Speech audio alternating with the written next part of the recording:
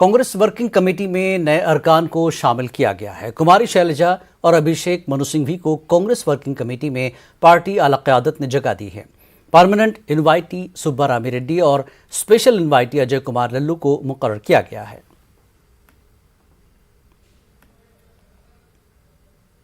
कांग्रेस की पूर्व प्रदेश अध्यक्ष कुमारी शैलजा हमारे साथ बात करने के लिए मौजूद हैं। CWC में कुमारी शैलजा जी को जगह मिली है। मैम, कैसे देखते हैं आला कमान ने आपको एक बड़ी जिम्मेदारी के साथ नवाजा है?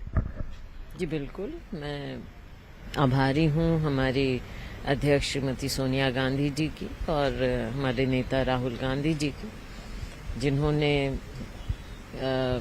न केवल भरोसा जताया है बल्कि जिम्मेवारी दी है। हमारी पार्टी की हाईएस्ट बॉडी है। मुझे पहले भी मौका मिला था CWC में, फिर PCC प्रेसिडेंट 2.5 साल मुझे मौका दिया और अब फिर CWC में लेकर आए हैं। और कांग्रेस पार्टी की सच्ची सिपाही होने के नाते जो भी जिम्मेवारी मुझे मिलेगी या मिली है अब तक, मैंने उसे निष्ठा से निभाने की कोशिश की है और मैं करती रहूंगी। हम बात करें, कांग्रेस के कई बड़े नेता ये कह रहे थे कि आपको राज्यसभा उम्मीदवार के लिए उतारना चाहिए था, मगर ऐसा नहीं हुआ।